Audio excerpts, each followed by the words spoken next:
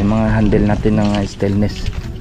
Okay na, ayan, napakadulas. So yan din ito, pinulit up pa at papinturahan pa nila.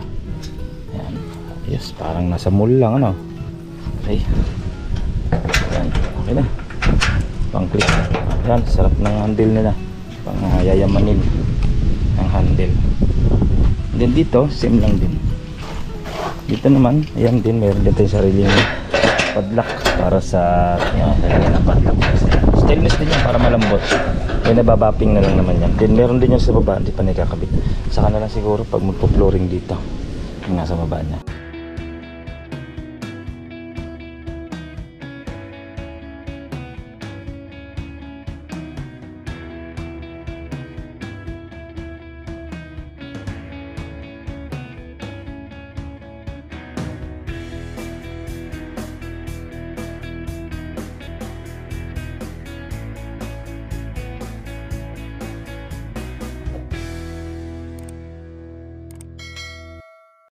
Yan mga boss, at good afternoon.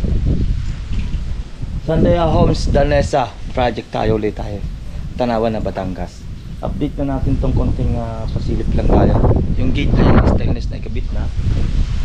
Dito ikabit na rin yung stainless na. And then plastering na sa extension. Tara, samahan niyo ako at konting pasilip. Let's go.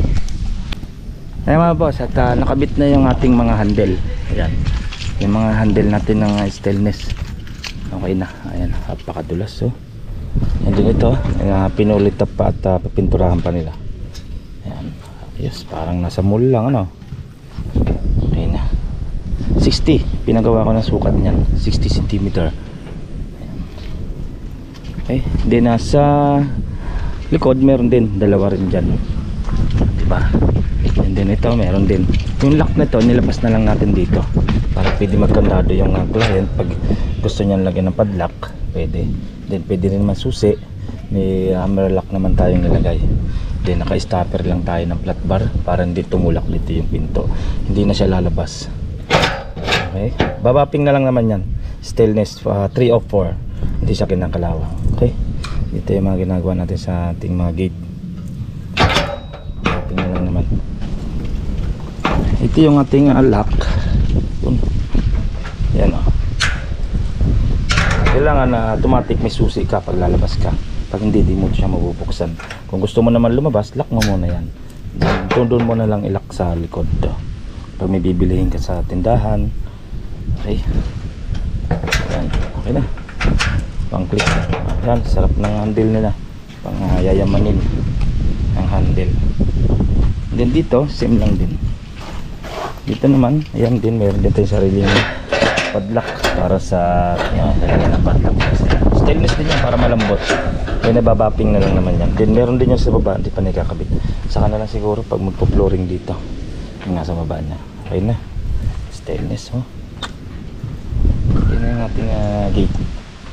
Ayos na, ayos na. At primer na lang naman yan. At least papaano, malakas ang hangin dito. At safety na, may sariling lock na siya. Dito ang konting pasilip tayo sa kitchen. Sa kitchen naman, yun yung sa kitchen natin mga boss. Yung sa kitchen nya na plastering na. Din sa likod, pinaplastering na natin yung likod. Ito na lang, susukatan na lang naman to. Alam ko ano, grills lang yata ilalagay ng client dito. Pero mas maganda dito, may takip, baka umulan papasok sa loob ng kitchen. Ito naman, awning lang to, nakabit natin yan. Ito plastering na rin. Ayan, malinis na yung ano. Pag na-vibrator talaga, malinis yung ilalim mo. Walang kaampo-ampo pag na-vibrator habang nabubuhusan. Tinaas lang natin yung bintana, gawa na yung bakod. Hinabo lang natin yung bakod nya. Ayan. Okay. Ayan na, plastering na tayo. Ayan ang ating kunting pasilip. Dito naman sa ating living area, na-tiles na rin naman sa living area natin. Tiles na rin naman itong living area. Pangtanghali na yun. Gano'n lang yung kapiraso na lang. Tiles na siya. Okay. Ayan ang ating pasilip. Sandaya Homes Danesa project, Tanawan na Batangas. Yan mga boss, upload din natin yung buuan kung paano ginawa yung gate. I-upload din natin yan, yung lahat ng video natin na abot sa gate.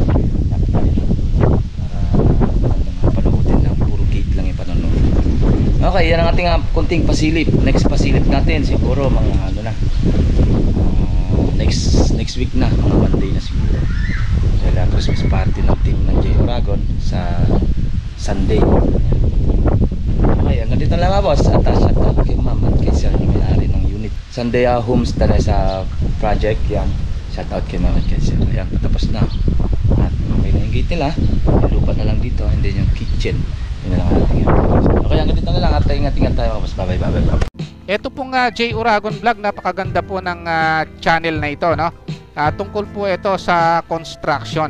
Actual construction po ang channel na ito, no? Pag pinanood nyo po ito, panalo po kayo sa channel na ito. Napakaganda po ng mga video niya. Lalo na pong magaganda, no, yung mga iba't ibang design niya. Kakaiba po yung mga iba't ibang design niya sa mga kisame. Subukan nyo pong panoorin J Uragon Vlog na ito. Matutuwa po kayo pag pinanood nyo po yung mga video niya. Maraming salamat po.